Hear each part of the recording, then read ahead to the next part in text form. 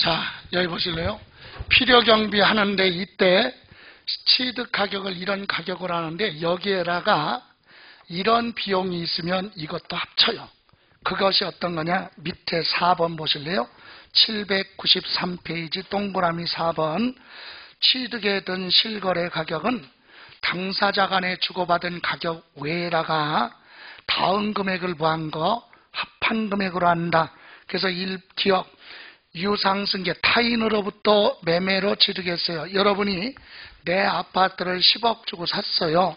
그럼 여러분이 나한테 준 금액이 얼마야? 10억. 그게 매입 가격이죠. 거기에다가 취득하고 나서 낸 취득세 더하고 등기할 때 낸 등록세나 등록면허세 또는 법무사 비용, 중개, 보수, 취득할 때 컨설팅 비용 이런 거 있으면 더하라 이거지. 그게 취득 가격이에요. 이해가세요? 예. 그 다음에 다음 장 넘겨보시면 니은 내가 자가건축 건물을 뭐 했다고요? 지었다. 건물 지었을 때는 역시 뭐 한다? 건물 지을 때 들어간 공사원가 있죠? 건물 지을 때 들어간 공사원가 그리고 나서 나중에 뭐 취득세 낸 거, 등록세 낸 거, 부가세 다 뭐하라? 포함. 다음 디귿 취득에 관한 쟁송이 있는 자산에 대해서 소유권 확보를 위해서 직접 소요된 소송비용이나 화해비용 요까지 취득할 때 나한테 준 돈 말고 다툼이 있어서 법률 비용 들어간 거 있죠? 변호사 선임 비용 이런 거 소송비용 화해비용 그런 것이 취득에 관련된 소송이라면 그 비용도 취득가격 그러니까 부동산 취득하는 사람한테 지금 이거잖아요. 여기에 자꾸 이 금액이 뭐하면 많아지면 무슨 차이 양도 차익 부담이 그만큼 줄어드는 거예요. 이해가세요? 예, 그래서 그것도 포함. 다음 니을에 보시면 당사자 약정에 의해서 대금 지급 방법에 따라 취득원가의 이자 상당액을 가산하여 거래가격을 확정하는 경우 당해 이자 상당액은 취득원가에 뭐한다? 포함한다. 여러분 지금 두 줄 읽었는데 할부라는 말이 있어요? 없어요? 없죠? 근데 이게 할부라는 얘기야. 할부로 거래했다 이 얘기야. 첫 번째 줄 취득원가에다가 이자 상당액을 더했다고 그랬죠? 그게 할부야. 일시불이 아니라 할부는 원래 가격에 뭐가 붙어? 이자가 붙어서 계약하잖아요. 여기 보세요. 일시불로 사면 1억인데 할부 조건으로 계약했다. 그래서 1,000만 원의 이자가 붙었어요. 그래서 계약서에 할부로 얼마 취득 가격에다가 요 원가에다가 요것 이자 붙었죠. 그럼 얼마 1억 1,000만 원 이렇게 기재를 했잖아요. 그럼 이게 바로 뭐야? 취득 가격이야. 여기에는 무엇도 들어가 있다? 이자도 포함시켜라 이 얘기입니다. 이해가세요? 그러니까 할부로 계약하면 계약한 금액이 취득 가격이다. 거기에는 뭐가 들어가 있다? 이자도 들어가 있다 이 얘기야. 포함시켜라. 됐습니까? 그런데 그 다음에 여기 보세요. 1억 1,000만 원을 할부로 주기로 했어요. 10번으로 나눠서. 그러면 1,100만 원씩 줘야 될 거 아니야. 할부금. 근데 할부금 주기로 약속해 놓고 요 날짜 늦게 줬어요. 그럼 뭐가 붙어? 연체이자 붙여. 그것은 포함하지 않는다. 예? 그래서 확인. 이자 상당액은 포함한다. 다만 당초 약정에 의한 거래가액 즉 1억 1,000만 원으로 기재해 놓고 지급 기일 지연 지급할 날짜에 할부금 주기로 약속한 날짜에 지연 늦게 지급해서 추가로 발생하는 뭐 이자는 포함하지 않는다. 이해가세요? 다음 미음 현재 가치 할인 자금. 이게 현재 가치 할인 자금이 뭐냐? 여러분 채권 같은 거 가지고 있는데 1년 후에 1억이야. 1억짜리. 예? 1년 후에 얼마라고요? 1억. 그럼 지금은 1억이 아니란 얘기잖아. 그럼 현재 가치로 계산했더니 9,000만 원이야. 그럼 차이 나는 거 얼마? 1,000만 원으로 취득 가격에 포함. 이해가세요? 현재 가치 할인 자금을 취득원가에 뭐한다? 포함. 이해가세요? 그 정도만 보시면 됩니다. 됐어요? 예. 그리고 이제 여기 보세요. 이제 이번에는 두 번째 뭐라고? 자본적 지출. 여러분 자본적 지출은 한마디로 얘기하면 뭐예요? 부동산을 뭐하는 기간? 보유, 가지고 있는 기간에 그 부동산에 지출한 비용으로서 자산 가치가 부한 거, 증가된 거 법으로 딱 정해져 있어요. 그래서 자본적 지출, 그래서 오른쪽에 보시면 795페이지 박스 밑에 1번 자본적 지출 나왔죠? 예, 거기 보시면 감가상각 자산하면 부동산의 내용연수를 연장시키거나 해당 자산의 가치가 현실적으로 증가시키는 그런 비용을 말한다. 그래서 박스에 1, 2, 3, 4, 5번 기억하면 돼요. 1번이 뭐야?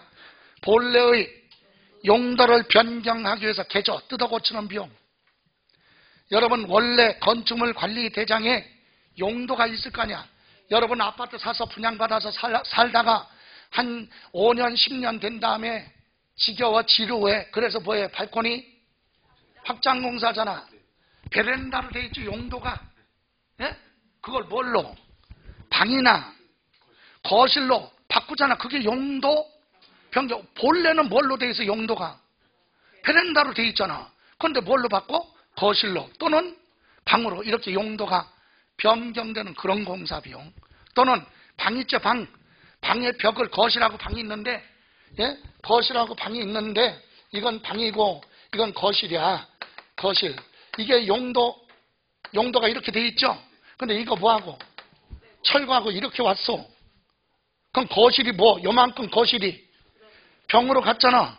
방으로 표현했죠. 이게 용도 변경. 이해가세요? 또 방을 줄여서 이리 왔으면 방으로 돼 있는 용도가 뭘로? 이런 공사 비용이 용도 변경이다. 다음 두 번째, 엘리베이터가 없는데 건물에 엘리베이터 설치하면 자산가치 증가되죠.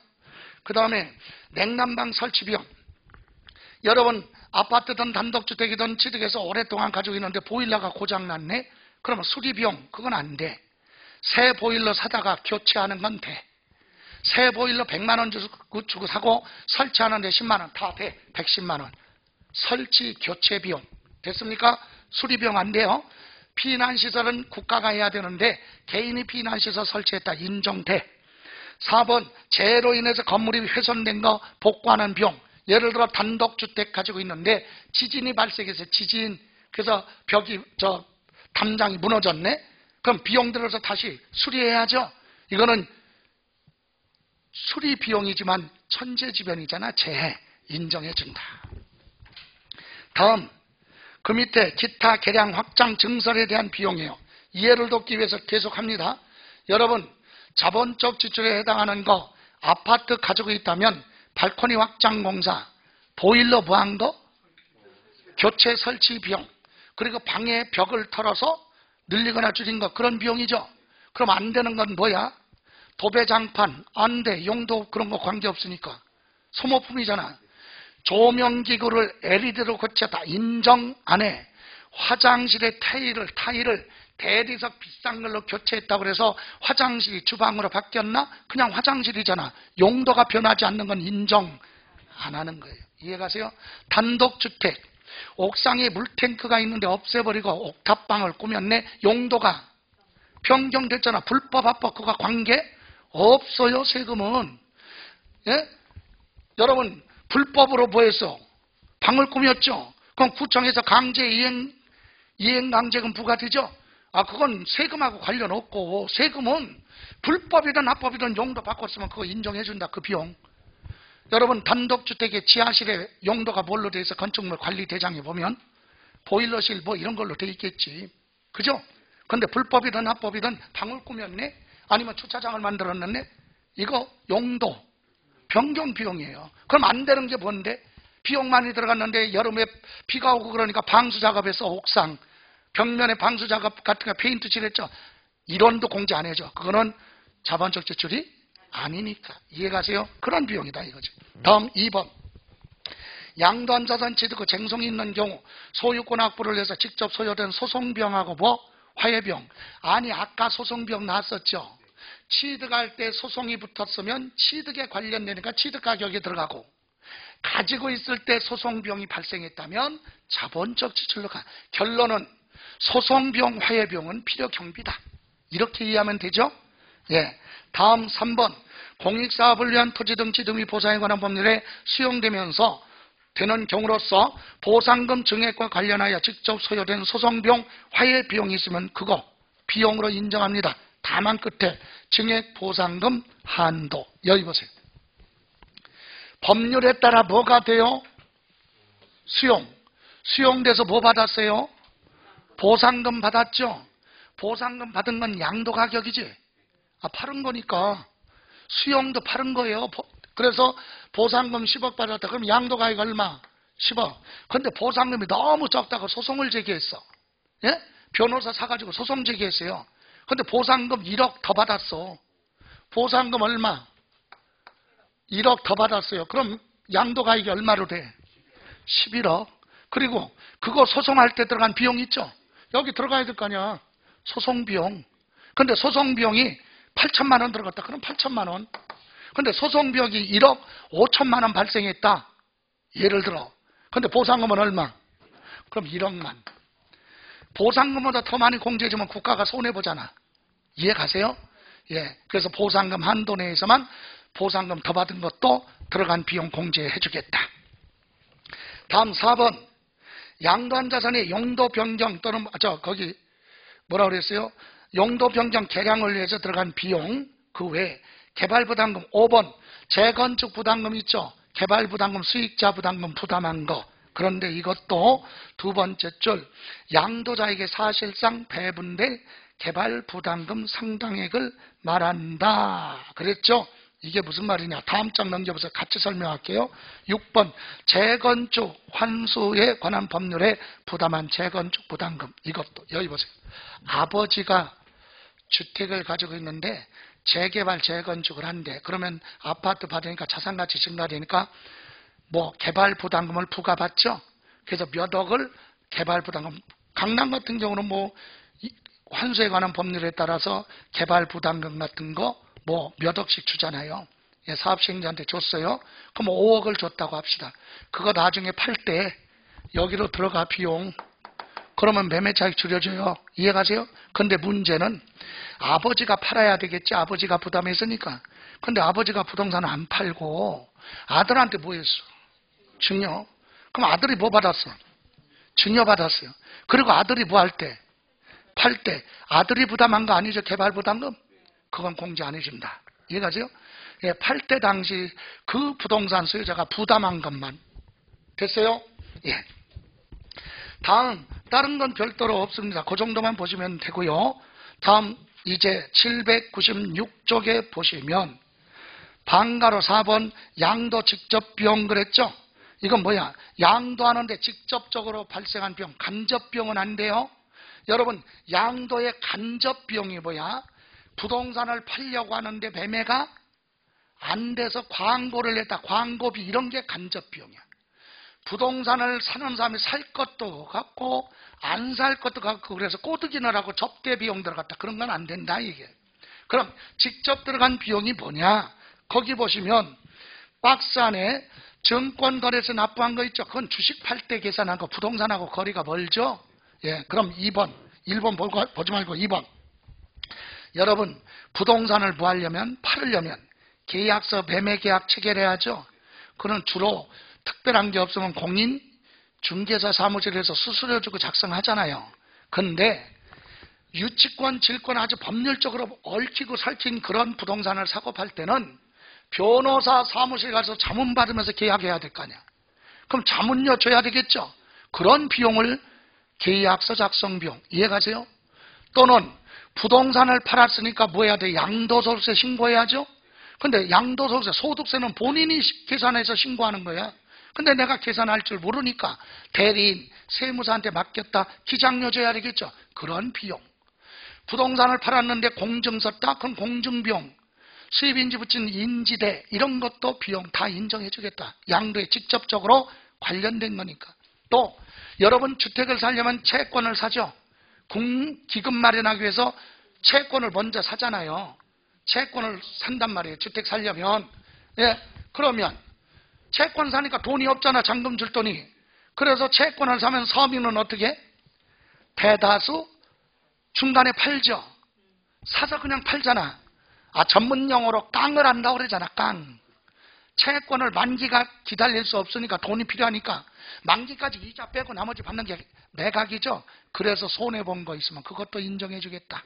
이해가세요? 그런데 여기서 또 하나는 채권을 팔 때 금융회사, 은행에서 매각을 해서 발생한 손실은 다 인정해줘. 그런데 채권을 팔 때 은행 금융회사가 아니라 사채업자한테 거래할 수도 있잖아. 예? 그럼 폭이 크죠. 손해본 거. 그건 다 인정하지 않고 금융기관에 가서 할인한 것만큼만 계산을 해서 한도 내에서만 인정해줘요. 여러분, 은행 가서 채권을 팔면 1,000만 원 손해본다고 합시다. 근데 사채업자한테 하니까 1,200만 원 손해봐. 손해가 더 크죠? 왜 손해가 더 커? 예?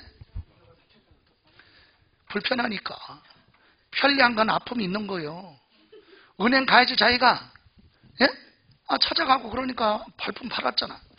그런데 사채업자는 따라다녀. 쫄랑쫄랑 사라고 팔라고. 그러니까 편하잖아 그 자리에. 그러니까 그만큼 손실이 큰 거지. 어쨌든 금융기관에서 발생한 손실만큼만 인정해 준다. 됐어요? 예.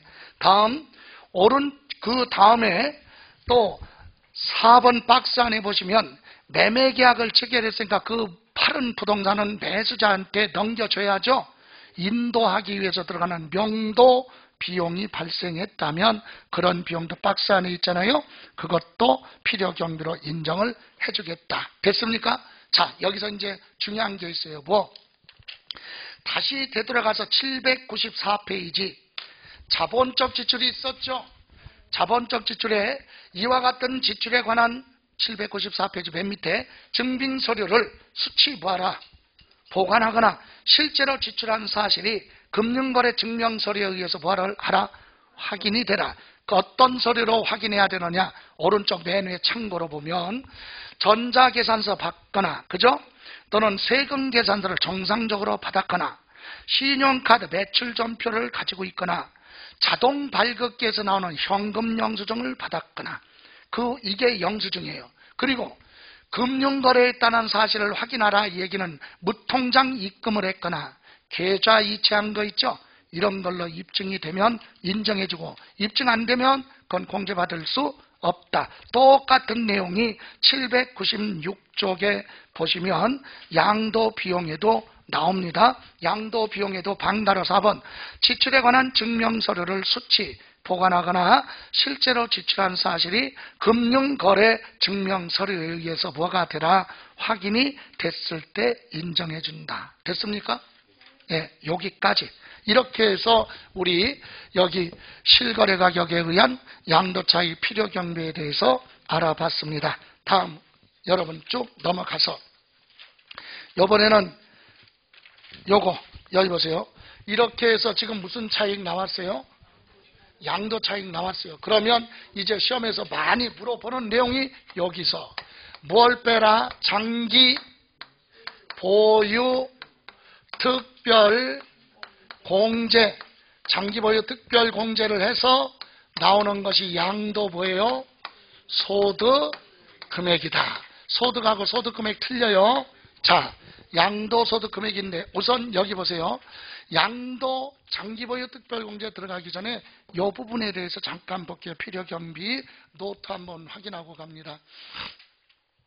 양도 소득에 대한 필요 경비 154페이지죠. 노트 154페이지에 보시면 첫 번째 취득하액은 매입한 가격에다가 취득세 낸 거, 중개보수, 컨설팅보 비용, 법무사 비용, 부가가치세 소송비용 포함하되 시가 초과하는 거 있죠. 또는 조정금, 국가로부터 조정금을 부한 거, 준 거, 이건 취득가격으로 보지 않는다. 여기서 잠깐 조정금이라고 나왔죠. 예? 요 조정금. 여러분, 조정금은 뭐냐면 이거예요. 우리나라에 있는 국토, 전 국토는 1930년대 일본에서 일본식으로 부한 거야? 측량한 거야. 근데 지금 국제 기준하고 비교를 하면 15%가 잘못됐다는 거야. 그래서 우리나라 국책사업으로 특별법을 만들어서 지금 2030년까지 우리나라 전 국토를 다시 측량해. 다시 측량하다 보니까 갑이 소유하고 있는 토지가 이렇게 있어요. 이렇게 있어. 이렇게 있는데 측량하면서 도로로 이렇게 편입이 됐어요. 갑의 토지가 어디로 갔어? 국가 도로로 들어가 버렸네. 측량하다 보니까. 특별법은 토지 소유자한테 안 물어봐요. 물어보고 의사표시 없어. 그냥 강제야. 그래서 이 토지를 누가 앞으로? 국가 앞으로 뭐하고 이 토지를 요만큼을 소유권 이전 등기까지 하는 거예요. 그리고 돈을 누구한테 줘? 갑한테 줘야지. 약간의 돈 공시가격 정도를 줘. 이해가세요? 그럼 얘 입장에서는 토지가 없어지고 돈 받았잖아. 양도죠. 양도소득세 비과세. 양도소득세 비과세. 조정금 받은 것보다 비과세. 이해가세요? 근데 이제 반대로 자, 원래는 토지가 이렇게 있었어요. 누구 토지야 이거? 갑. 그런데 토지 구획을 하다 보니까 이렇게 됐네. 그래서 이 토지는 얘 것이 아닌데 얘 앞으로 등기해줘. 국가가 특별법이니까. 얘한테 안 물어봐. 등기해놓고 얘한테 뭐라 그래? 얘 입장에서는 토지가 뺏겼어? 들어는 늘어났잖아. 돈 줘. 줘야 된다니까 공시가격 정도? 그럼 이게 뭐야? 조정금이야. 받은 것도 보고 조정금이고 준 것도 측량을 하면서 돈 준 거죠? 그래서 이거 취득세 안 내니까 면적이 뭐 했다고요? 증가가 돼서 조정금 준 건 취득가격에서 뭐하라? 제외. 조정금은 뭐한다? 제외.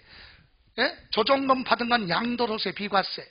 조정금은 준 건 취득가격에서 뭐하라? 빼라. 이해가세요? 예. 다음 두 번째 자본적 지출. 셰시를 설치하거나 거실 또는 방 확장 공사 비용, 각종 용도 변경하는 비용이죠.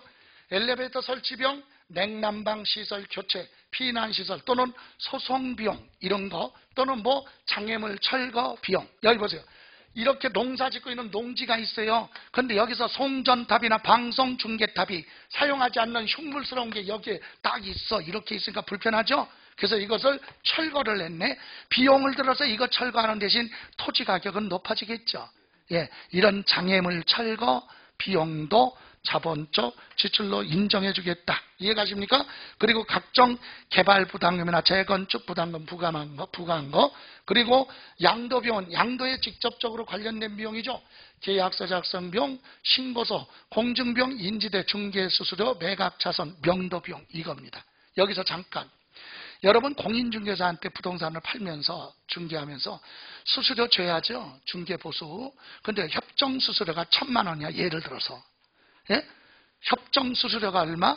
1,000만 원. 근데 그쪽에서는 자기가 고생했다고 1,500만 원 달래. 그래서 여러분이 얼마 줬어? 1,500만 원 줬어요. 협정 수수료는 얼마인데? 1,000만 원이야. 그럼 여러분 여기 중개 수수료 여기 1,000만 원 들어가? 1,500만 원 들어가? 예? 협정은 1,000만 원인데 1,500만 원 줬죠? 우리는 여러분 사고 파는 사람은 중개사가? 공인중개사가? 아니잖아. 실제로 준 거 다 들어가는 거 증빙자료 있으면. 이해가세요? 법을 위반한 건 중개사가 잘못한 거지. 걔는 행정처분 받는 거고, 사고 파는 사람은 중개수수료 준 거 얼마를 줬던 다 증빙자료 가치만 인정해 주는 거예요. 이해가세요? 1,000만 원인데 1,500만 원 줬어도 1,500만 원 증빙자료 있으면 된다 이거지. 예? 공인중개사가 아니니까 그런 거 따지는 거 아니에요. 됐어요? 이렇게 해서 필요 경비. 그런데 여기서 아까 자본적 지출이나 번은 양도비용은 반드시 뭐 증빙자료를 수취해서 보관하거나 보관하지 않았어도 금융거래했다는 사실이 뭐하라? 입증이 되라. 그러면 인정해 준다고 그랬죠? 예, 이렇게 해서 보셨고, 이제 자 여기 보세요. 그럼 이렇게 해서 이제 양도 차익 나왔으니까 여기서 공부할 건 뭐라고요? 장기보유, 특별 공제를 해서 나오는 게 뭐예요? 장기보유 특별공제하면 소득금액이죠. 그런데 여기 보세요. 여러분 장기보유 특별공제를 받으면 그거만큼 뭐가? 양도소득금액이 적게 나오겠죠. 예? 이건 무슨 말이냐면 보세요.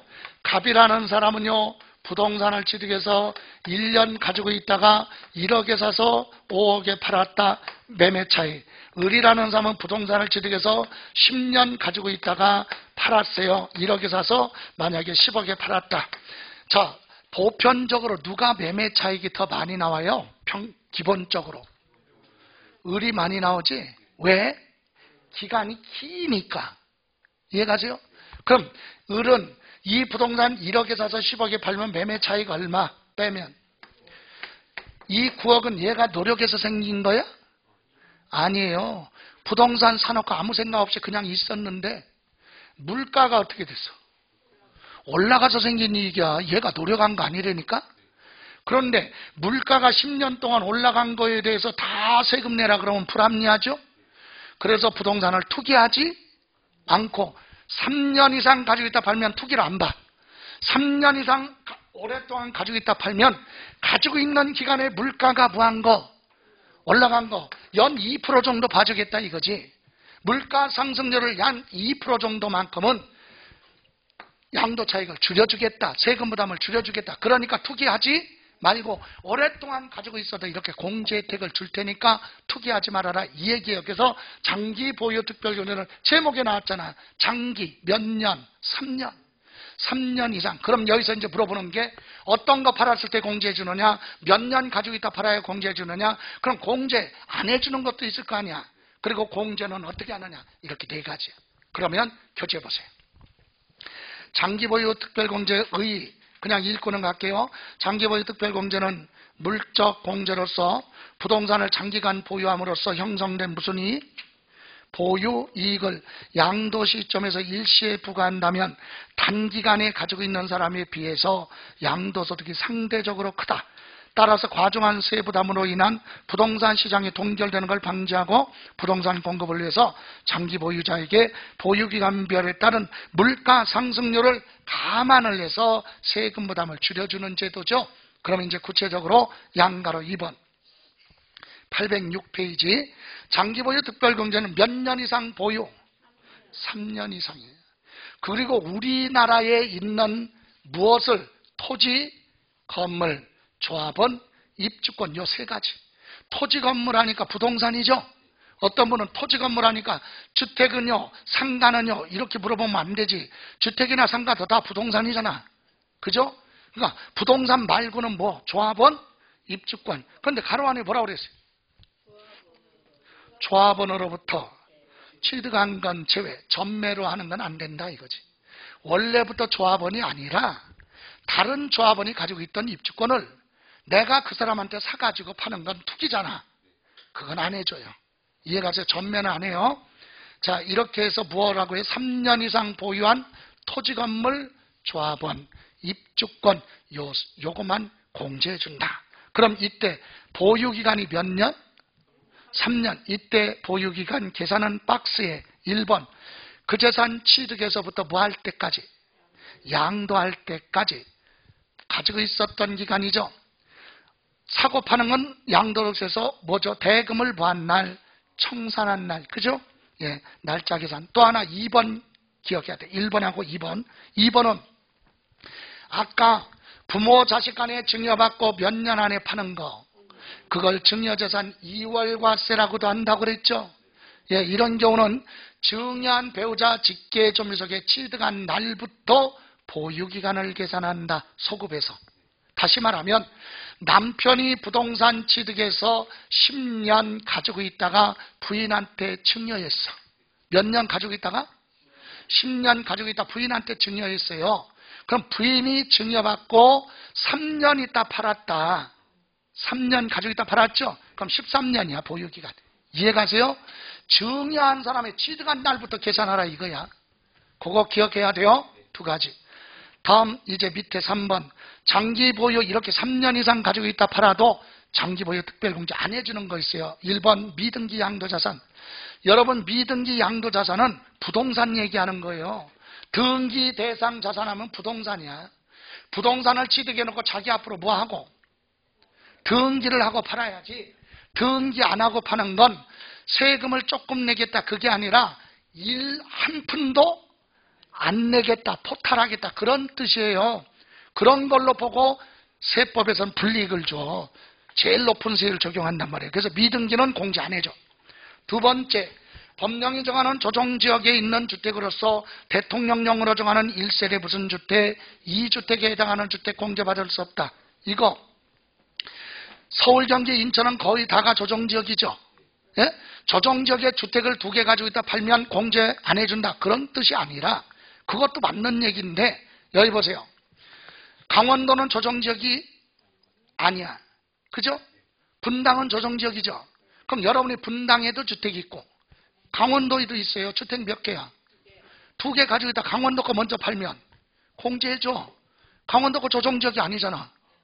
먼저 파는 게 조정지역에 있는 거 팔 때는 안 해준다 그 얘기야. 조정지역에만 2개 있어라 그런 뜻이 아니라. 이해가세요? 순서만 잘 지키면 다 공제받을 수 있죠. 그럼 예를 들어 조정지역에 2개 가지고 있다 하나 팔았다. 그건 어쩔 수 없잖아. 그죠? 공제 안 해줘요? 근데 저기 부산이나 조정지역이 아닌 지역에 있는 주택을 가지고 있고 여기 조정지역에도 있다. 그러면 아닌 지역에 있는 거 일반 지역 걸 먼저 팔면 얼마든지 공제해 주는 거예요. 됐어요? 그러니까 무슨 말이야? 한 세대가 주택을 2개 이상 가지고 있는데 요번에 양도하는 그 주택이 조정지역에 있는 걸 판다면 안 해준다 그 얘기야. 됐어요? 다음 오른쪽에 4번 장기보유 특별공제. 공제는요 1번 토지건물 조합원 입주권은 첫 번째 줄 그 자산의 무슨 차이?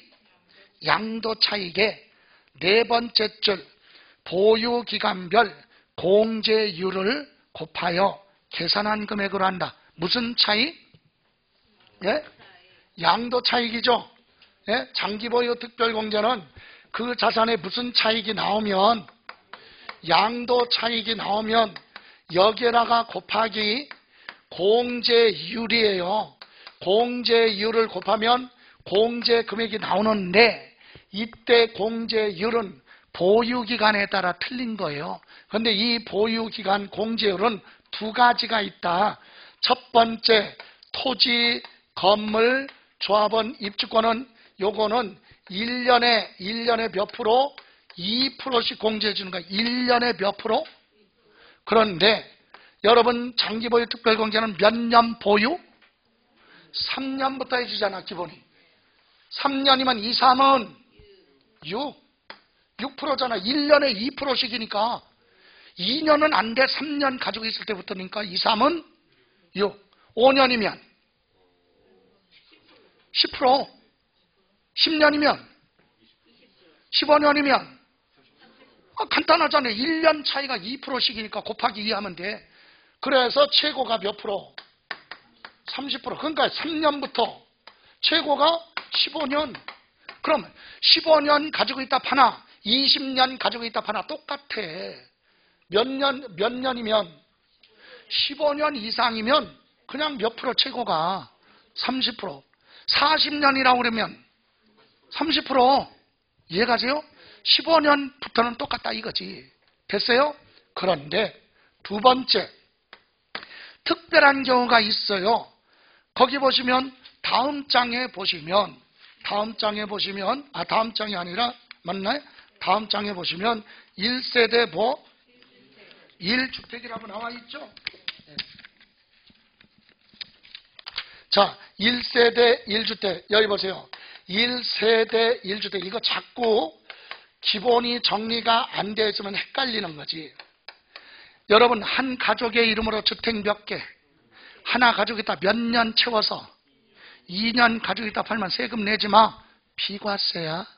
비과세 이런 거 계산 안 해요. 그런데 왜 여기는 계산 안 하느냐? 1세대 1주택이라도 고가주택이야. 실거래 가격 12억을 뭐하는 거 초과하는 건 세금 내야 돼. 비과세가 아니라 세금 내야 과세. 과세인데 공제를 많이 해줘. 이해가세요? 참고로 1세대 무슨 주택? 1주택. 보세요. 갑이라는 사람은 분당에 한 가족의 이름으로 한 세대가 주택 몇 개 하나 가지고 있다가 몇 년 보유 2년 보유하고 팔았어요. 얼마에? 12억에 팔았어. 그런데 을은요, 을은 분당에 똑같이 1세대 1주택 하나 가지고 있는데 몇 년 보유? 2년 가지고 있어요. 비과세 요건 다 충족했죠. 그런데 얘는 주변에 친구가 많아. 무슨 친구? 공인중개사. 얘는 왜 주변에 공인중개사가 많아, 친구가? 얘도 시험 준비했었어요. 그러다 떨어지니까 친구들이 많지. 공인중개사가. 예? 민법 선생님들 친구들이 변호사가 많어. 판검사도 많고. 그 얘기는 자기도 뭐 했다? 공부했다. 근데 실패한 거지. 그러니까 친구가 많은 거야. 여기 보세요. 그러니까 얘는 부동산을 파는데 공인중개사한테 부탁해. 친구한테 뭐라고? 야, 나 1세대 1주택인데 이거 좀 잘 팔아줘. 잘 팔아달라는 얘기는 싸게 팔으라는 얘기야? 가격을 좀 많이 받아달라 이거잖아. 예? 그래서 친구 거 팔아주니까 공인중개사 친구가 신경 썼어. 그래서 12억 5천만 원에 팔아줬다. 이건 왼수지. 친구가 아니라 이놈은 왼수야. 얼마 초과 안 했어 얘는? 12억 초과 안 했죠? 고가주택이 계산 자체를 한 푼도 세금 안 내. 그런데 얘는 12억을 초과했잖아. 12억 5천만 원이니까 무슨 주택이야? 비과세가 아니라 과세야. 이해가세요? 얼마 때문에? 5천만 원 때문에 과세지. 이건 뭐 왼수지 왼수. 좋아요. 그러면 5천만 원인데 얘는 다 세금 안 내고 얘는 다 내라 그러면 형평이 안 맞죠? 그래서 얼마? 12억까지는 비과세 혜택을 줘야 되겠죠? 5천만 원에 대한 이익에 대해서만 세금 부과한다 이거지. 그리고 장기보유 특별공제를 많이 해줘. 자, 여기서 그럼 1세대 1주택은 양도차익을 어떻게 계산하느냐? 잠깐 볼게요. 1세대 1주택 무슨 주택? 고가주택. 고가주택이죠? 고가주택은 실거래 가격 얼마? 12억을 뭐 한다고요? 초과하는 게 고가주택이에요. 그래서 저는 고가주택을 저 뒤로 갔어요. 아, 저 앞에라 갔나? 양도차익.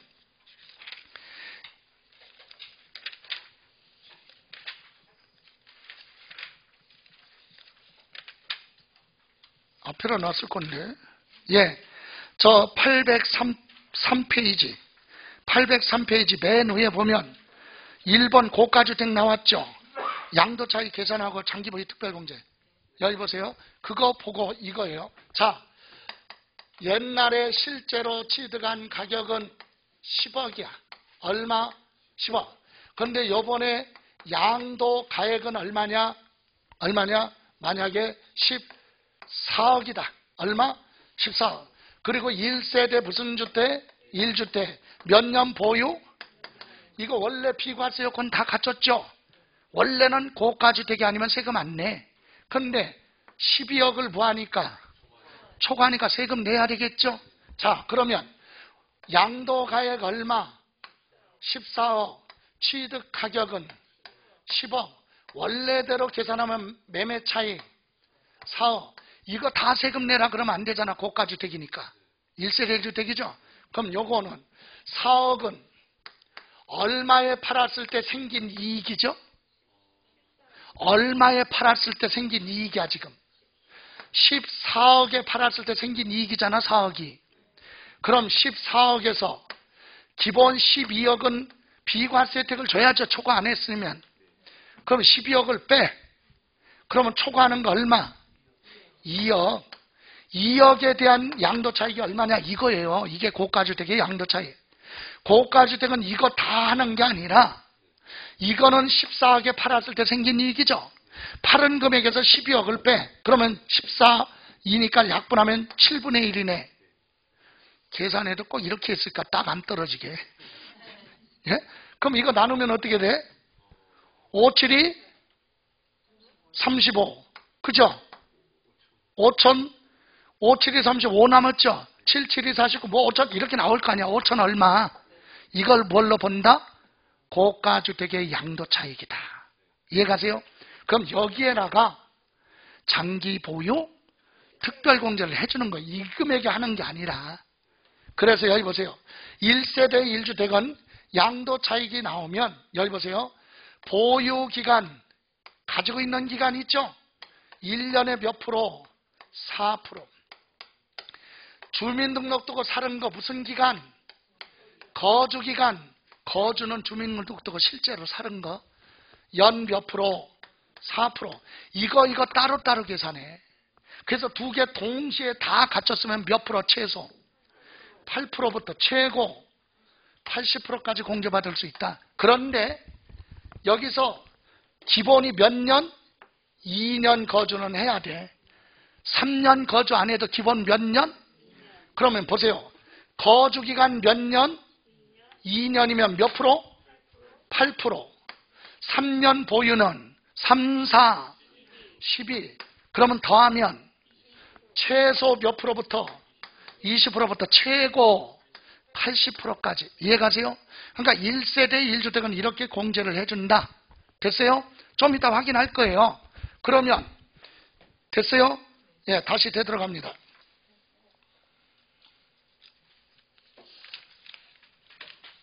자, 이렇게 해서 공제를 혜택을 줍니다.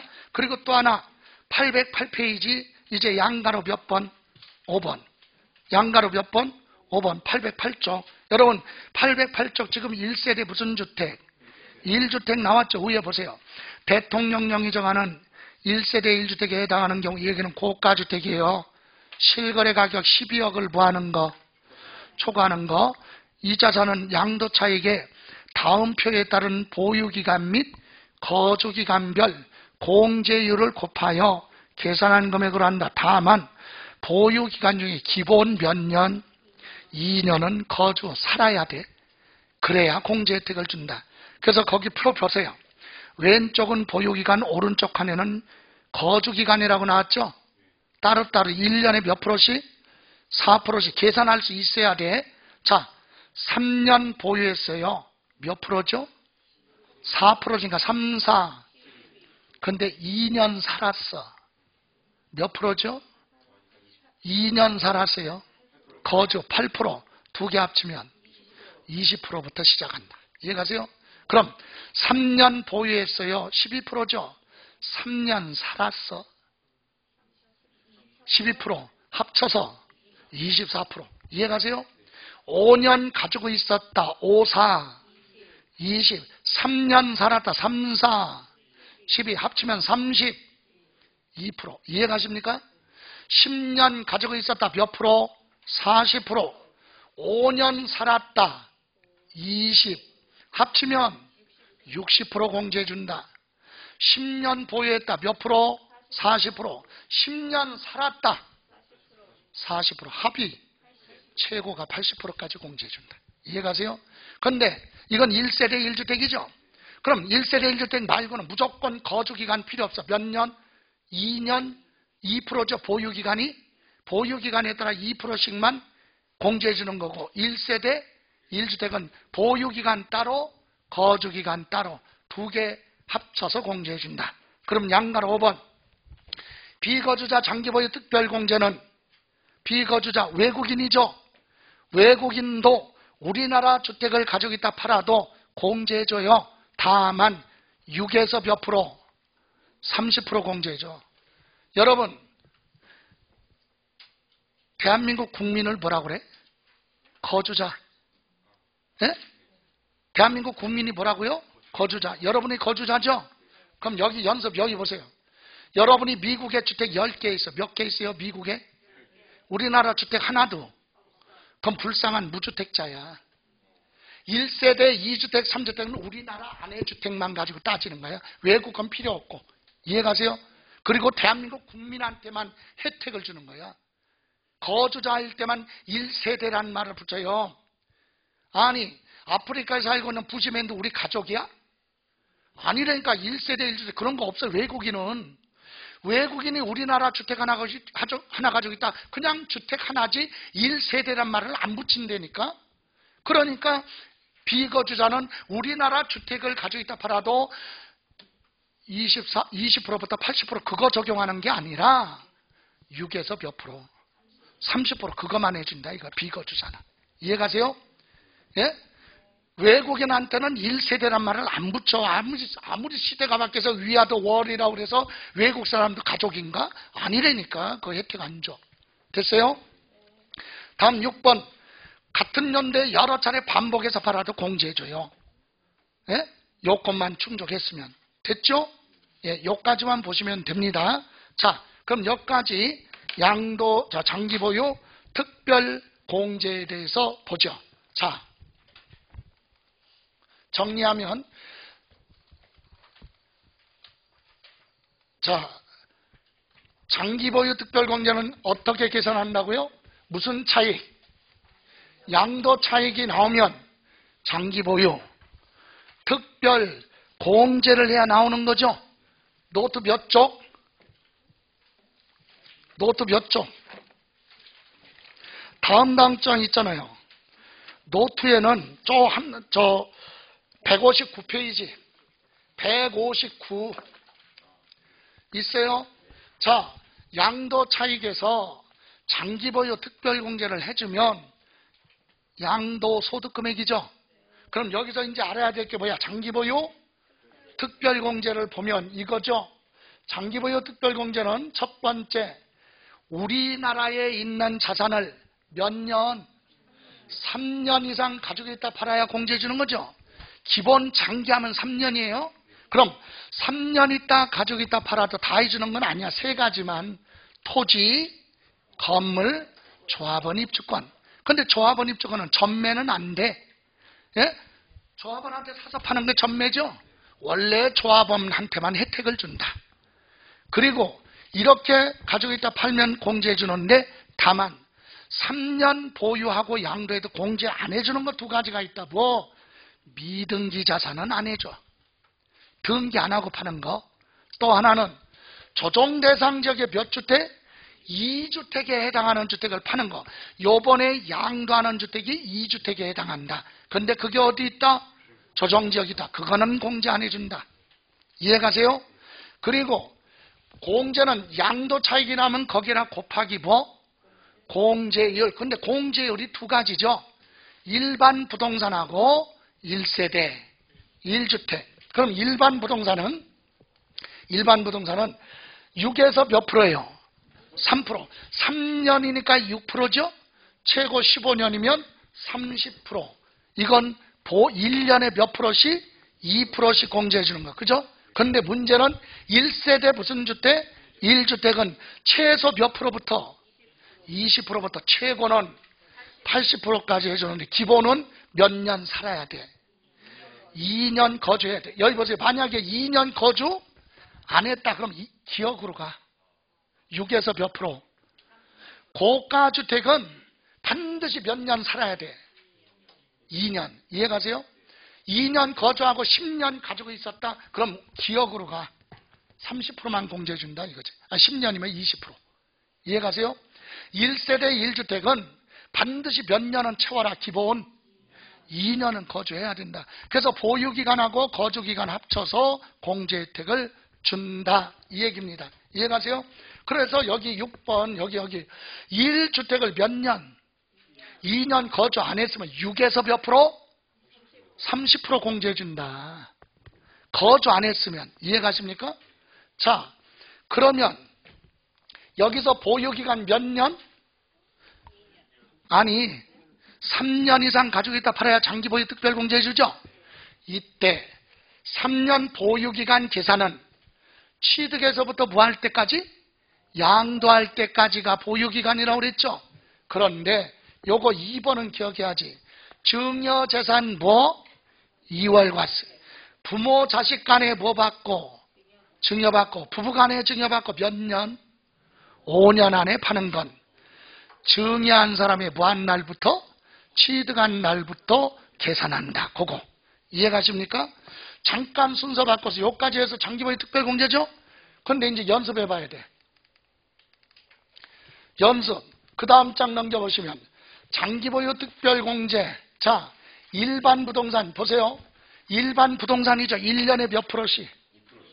그러면 1세대 1주택 말고 외국인도 주택 팔았다. 여기로 가는 거예요. 예, 그러면 3년 가지고 있었다. 몇 프로? 6%.